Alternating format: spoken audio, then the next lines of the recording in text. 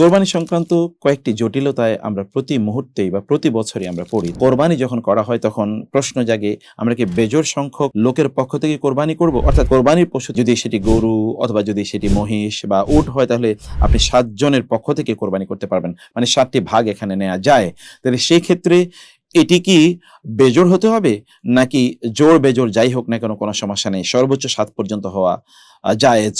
এটি একটা মৌলিক ইস্যু। এই ইস্যুটিতে আমরা দেখি যে ওলামায়ে কেরামের মধ্যে একটা বিভক্তি আছে। কেউ মনে করেন যখন আমরা কোরবানি করব তখন এটাকে বেজোড় রাখতে পারলে ভালো, কারণ ইন্নাল্লাহু বিতরুন ইউহিব্বুল বিতরা, আল্লাহ বেজোড়, তিনি বেজোড়কে পছন্দ করেন। কিন্তু সত্যিকার অর্থে এটা আসলে কোরবানির পশু অথবা অন্য কোনো ইবাদতের সাথে এটাকে মেলানোর কোনো ইস্যু নেই। এটা কেবলমাত্র সলাতুল ভিতরের সাথে এটি মেলানোর ইস্যু, এবং সেই প্রসঙ্গে মূলত এই বক্তব্যটি।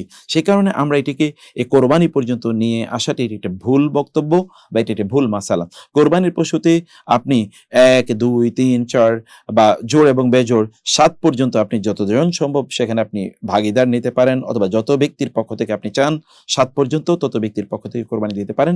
এতে আপনার সওয়াবের কোনো কমতি হবে না ইনশাআল্লাহ। দ্বিতীয় যে আরেকটি প্রশ্ন এখানে জাগে সেটি হচ্ছে, যখন কোরবানি করা হয় যাদের পক্ষ থেকে কোরবানি করা হচ্ছে তাদের নাম উল্লেখ করতে হবে কিনা। কেউ তো নাম উল্লেখ করেন, লিখে নিয়ে আসেন, এবং নামগুলো ঠিক মতো না পড়লে যাদের পক্ষ থেকে কোরবানি করা হচ্ছে তারা বিরক্ত হন, তারা ক্ষিপ্ত হন।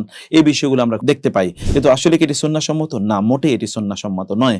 কারণ আল্লাহ সুবহানাহু ওয়া তাআলা তিনি জানেন কার পক্ষ থেকে কোরবানি করা হচ্ছে। রাসূলুল্লাহ সাল্লাল্লাহু আলাইহি ওয়াসাল্লাম যখন তিনি কোরবানি করতেন তিনি বলতেন, আল্লাহুম্মা হাযা মিন মুহাম্মদ ওয়া মিন আলি মুহাম্মদ ওয়া মিন উম্মতি মুহাম্মদ।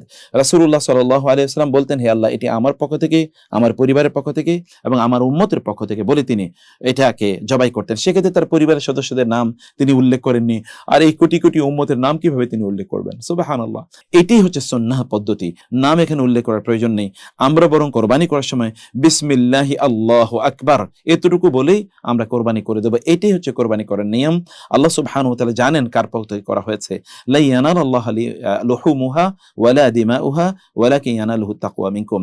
কোরবানির পশুর গোশত বা তার রক্ত আল্লাহর কাছে পৌঁছে না, পৌঁছে তাকওয়া, অন্তরের বিষয়। কে আল্লাহর জন্য কোরবানি করছে সেটি আল্লাহ সুবহানাহু ওয়া তাআলা দেখতে চান। আল্লাহ সুবহানাহু ওয়া তাআলা ততটুকু জেনে আল্লাহ সুবহানাহু ওয়া তাআলা তাদের কোরবানি কবুল করবেন কি করবেন না আল্লাহ সুবহানাহু ওয়া তাআলা সিদ্ধান্ত নেন। তার মানে আল্লাহ সুবহানাহু ওয়া তাআলা কেবল আমাদের অন্তরের দিকে তাকান, তাকওয়া এর অন্তরে আছে কিনা সেটি কেবল আল্লাহ তাআলা দেখতে চান। অতএব আমরা যেন তাকওয়াপূর্ণ কোরবানি করি, আমরা যেন কোন অবস্থায় নাম উল্লেখ করা হলো কি হলো না এই ফর্মালিটিতে আমরা যেন না যাই, এটির ব্যাপারে আমাদেরকে সাবধান থাকতে হবে। এবং এই কারণে যারা কোরবানি করছেন তাদেরকে নাসিহা করবে, এরকম নামের তালিকা নিয়ে আসার কোনো প্রয়োজন নেই। আল্লাহ সুবহানাহু ওয়া তাআলার নামে আপনারা কোরবানি করে দেবেন। যারা অংশগ্রহণ করেছেন এদের ব্যাপারে আল্লাহ সুবহানাহু ওয়া তাআলা জানেন।